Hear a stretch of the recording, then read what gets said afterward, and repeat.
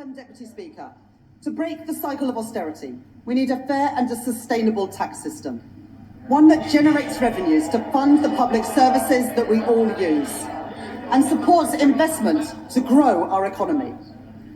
That does mean that today I am asking everyone to make a contribution. The previous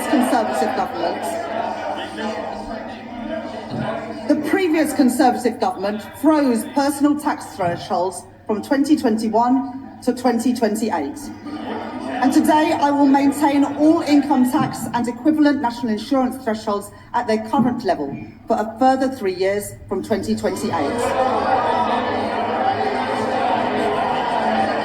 While ensuring that people...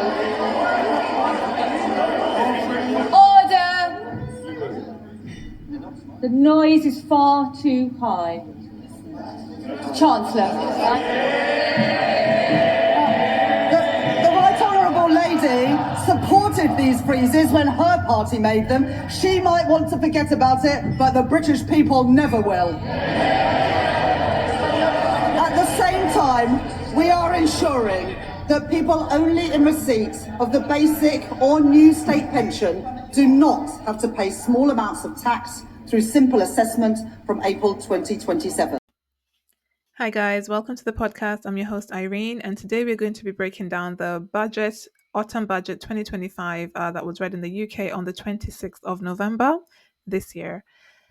Now, I'm touching on this purely from a pension perspective and nothing more. Well, maybe one or two other things, but specifically I'm here for pensions.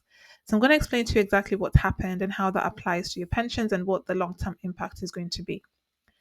So the government has introduced what we call stealth taxes, which means that your taxes are not rising at all. They're staying stagnant.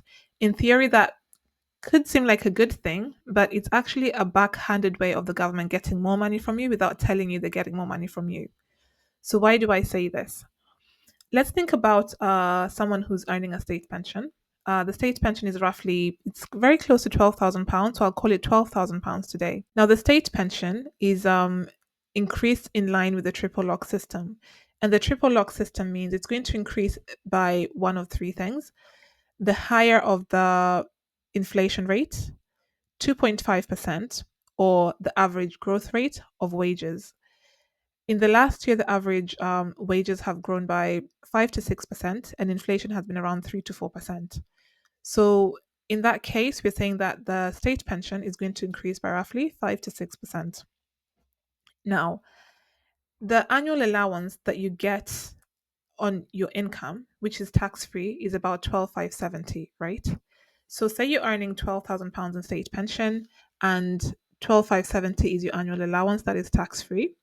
If you increase that by roughly 5 to 6%, you're inching closer to that 12,570. It might not happen in the first year. It might happen in the second year, if not the second year, the third year, which means you're now being pushed up into a pay bracket that means you're going into a higher tax bracket. So when it comes to tax brackets in the UK, we know we've got the 20% tax brackets at around 37.7k roughly. And then we've got the 40% tax bracket kicking in, and then you've got the 45% tax bracket as well. So if you're a pensioner who's getting a state pension, you're also getting your workplace pension, and workplace pensions tend to go up in line with inflation. So, 3 to 4%, as we've said. So you've got your 5 to 6% on your state pension, your 3 to 4% on your workplace pension. You've also got your dividends that you're potentially receiving from your stock investments. You've also got real estate income that you're getting from perhaps any properties that you're letting. So basically what I'm saying is this: your earnings are increasing over time. The taxes have stayed flat, and you're inching closer to a new tax bracket and actually jumping into a new tax bracket, which means over time, the government is going to be taxing you more. And that's why I'm saying it's what we call, what I call personally, a hoodwink, right? So I feel that if the government wants to give you tax relief, they should give you tax relief. If they want to tax you, just make it plain and simple, make it clear we are taxing you, which is what they've done without telling us that they're taxing us. They've said we're keeping it flat because potentially people are not going to look into this. You will begin to feel the impact, but you will not, see it obviously, right? It's very subtle in the way it happens. And so that's essentially what's going on in that arena. The second thing that has sort of come into effect is the fact that when it comes to your pensions, the salary sacrifice scheme is now going to operate on a threshold of £2,000, where £2,000 can benefit from that scheme, and anything above that is treated in a similar way to other pensions. So let me explain how this happens. You potentially have a bonus, a signing bonus onto your job, and they say that through your employment with us will give you a bonus of say 5k or something like that. That 5k, you can then say, instead of saying that my salary is 45k, we'll say my salary is 40k. So my contract is going to say that my salary is 40k. The 5k is what's going to be called a benefit in kind. That benefit in kind can be put into a pension pot without any tax or national insurance contributions on your part and on your employer's part, right?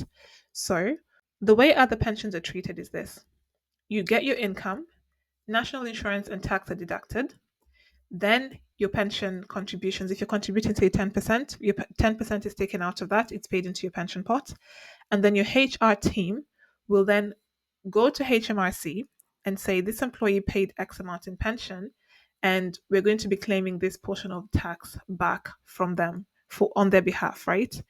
Usually a 20% tax. If you're one of the higher tax rate payers, you might have to claim that back yourself. But in essence, let's use the basic tax rate for simplicity.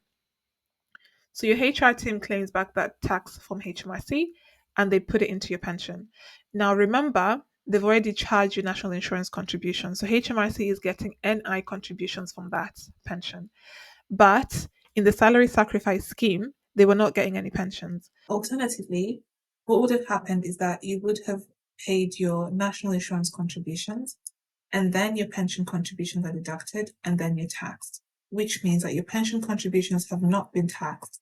Therefore, there's no tax to claim, and your full pension contribution goes to your pension fund or pension administrator with the tax benefit already attached to it. So not many people would have been using the salary sacrifice scheme for their pensions anyway. They said it applies to mostly like bankers and high earners. So that's going to be essentially a loss on their part. And any contributions that they're making into their pension outside of the £2,000 in salary sacrifice has to be made in the normal way, which means that the government can now get national insurance contributions from this group of people. Now, I guess that doesn't draw too much sympathy, I would imagine, because everybody thinks that, people who earn more should be taxed more. But yeah, I'll not insert my personal opinions, but I can sympathize with that group of people who had found a way to essentially benefit from the salary sacrifice scheme, and they're now getting onto what applies to a majority of people. So if you're paying into your pension, continue to pay into your pension if you're not part of the salary sacrifice scheme. And if you are, I guess just think about what other ways are there for you to be able to benefit from pensions. It's not something to put you off investing into your pensions, actually. Just continue investing into your pensions, would be my view, right? So the next thing that has happened is this. Because of the triple lock system, we have a pension system that's not sustainable in the UK. It's a pay-as-you-go system. And I'm just going to demonstrate to you exactly what it looks like. So listen to this guy, listen to what he has to say, and then we can come back and have a conversation about this. This is an honourable member of the House who was speaking today after the budget was read, and I completely agree with him. And this is going to give you context in terms of what I'm speaking about next. The triple lock, and I know I'm going to get into trouble for saying this, but I've got to say the truth as I believe it. We all know that the triple lock is unsustainable. It is. You cannot have a situation where people of my generation are consuming an ever greater proportion of national wealth through the state pension. Frankly, our government never dared tackle it, having brought it in because they knew that the Labour Party would crucify them in the ballot box. Now the Labour Party is caught in the same bind. The fact is, it is completely unfair on younger people if the burden of older people through the triple lock increases year by year. We laugh at the French because of their failure to actually achieve sensible pension reform. But we ourselves have got to have the courage, frankly, to end the triple lock. And I think this will only be done with consensus between the two parties. And I'm absolutely sure that if the government was to come to the leader of the opposition and say that this is unsustainable and will you share this burden with you, which may seem to be very unpopular, but actually, many older people of my generation, we all have children, we all have grandchildren, we all see our own children struggling to get on the housing market. So many, I think that actually if government and opposition were prepared to have the courage to deal with the triple lock, I'm not sure it would be as unpopular with older people as is sometimes maintained. And after all, we could always relieve the burden on those on pension credit. We could find ways of helping people who really couldn't afford to live. But the triple lock must go. It's not a popular policy, but I think in our hearts we know it's the right policy. Now, the UK state pension is what we call a pay-as-you-go system. It means that today's workers are paying national insurance, and that's then being used to fund current pensioners. So it's kind of like a funnel system is the best way I would describe it. So I'll just get some pens and then sort of describe to you how this works. Now, this is your funnel. The people at the top are the workers, the people at the bottom are the pensioners. So national insurance is being paid by those people at the top and it's being paid to the current pensioners. And that's how the cycle continues to evolve. So you have more people there taking that burden for a smaller group of people, which means that can be sustainable. However, the challenge that we have today is that child birth rates are declining. Wherever you look, child birth rates are declining in the developed economies. So what does that mean? Your funnel is getting to a place where it's now becoming upside down. So instead of looking like that, it's looking like that, which means you have fewer people at the top and more people at the bottom. It's going to get to a point where national insurance contributions are going to have to increase for this group of people in order to fund the people at the bottom. People are living longer as well, but not enough people are being born. So you're going to have less people in the workforce than those who are retired. So the pressure now begins to pile on the people at the top. Now, this is young people in general, and I do sympathize because I feel like the UK has got itself into this pickle where young people cannot afford homes. Now they're being taxed more. National insurance, the burden of that is going to have to increase to be able to sustain pensioners. When it comes to, contract jobs and the ability to earn high amounts of income, all those avenues to generate wealth have essentially been cut. All the loopholes are being closed, they've been closed, and it's really impacting this generation. So we have a group of young people who are just unable to sustain themselves from whether it comes to housing, buying your own house, whether it comes to your pension contribution, the cost of living is rising. So affordability is a real challenge. Now, why do I talk about this? Because the state pension is a system that, if we continue in the way that we are continuing, will become extremely unsustainable and it's going to become a much bigger burden on the younger people. So the UK government needs to find a way for a sustainable system. If you keep increasing the state pension by the higher of the triple lock system, it means that you're continuing to disadvantage younger people. So there has to be a system that, when applied, right, is not too burdensome on the younger people and also gives the aging population a comfortable retirement. Whatever that system is, it has to be thought about, but the triple lock system is not something that is working to the younger people's advantage. We know that it's been an issue for many years, and it continues to be an issue where younger people are taking on the burden for an older generation who had so many benefits from the UK government and the UK economy and the systems that were set up at that point in time. So overcorrecting on that to penalize younger people today, I don't think is the ideal way to go. Those are the main things that were discussed in the budget today. I'm going to end with this before I leave you with some videos to watch in terms of what the Chancellor spoke about and in terms of, what the budget was saying in general. But what I'm going to say is this. If you're somebody who was part of the salary sacrifice scheme, and if you're a young person today thinking you want to be part of the salary sacrifice scheme, what I would urge you to do is to think about how that's going to impact on your ability to own a home. if your contract, because as part of the salary sacrifice, because it's a benefit in kind, your contract has to be rewritten, which means instead of like the 45K, you're now earning less, which means affordability becomes less for purposes of home ownership, taking out loans, taking out debt, and things like that. So it's potentially something that you really want to think about. And in general, if it works for you, that's great. But if it doesn't, then again, you need to, I guess, take advantage of whatever is available to you to get onto the property ladder, to be able to manage your finances in general. And really do speak to your MPs, because I feel that it's important for us to understand what happens when the budget is read. Because if we don't say anything, if we don't take the time to understand what's going on, then your representatives will not hear from you. Therefore, they will not know that these are challenges that you're facing. Therefore, when they go to Parliament, they're not speaking about your issues.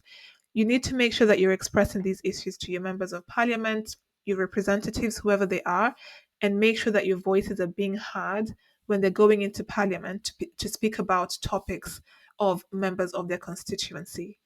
I think the changes coming in are, particularly when it comes to young people, disadvantaging you a lot of the time, disadvantaging us a lot of the time.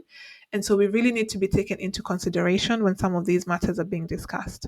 So stay on a bit longer if you want to hear what Rachel Reeves said on a couple of different elements of the budget as it pertains to pensions. And I will see you next time. Bye for now. Reliefs in our tax system cost the taxpayer billions of pounds a year, but many of them no longer serve their original purpose. The government rightly provides generous tax relief for people paying into a pension, relieving income tax on all contributions and on the investment itself, as well as national insurance relief on employer contributions, at a cost of over £70 billion a year to the Exchequer. This budget makes no changes to those reliefs or to the tax-free lump sum. But salary sacrifice for pensions, which was intended to be a small part of our pension system, is forecast to almost treble in cost to other taxpayers, from £2.8 billion in 2017 to £8 billion by 2030, with the greatest benefit going to the highest earners, or to those in the financial services sector putting their bonuses into pensions tax-free, while those on the minimum wage or those whose employers don't offer salary sacrifice don't benefit at all. That is not sustainable for our public finances, putting pressure on the tax that everyone else pays. And so I am introducing a £2,000 cap on salary sacrifice into a pension, with contributions above that taxed in the same way as other employee pension contributions.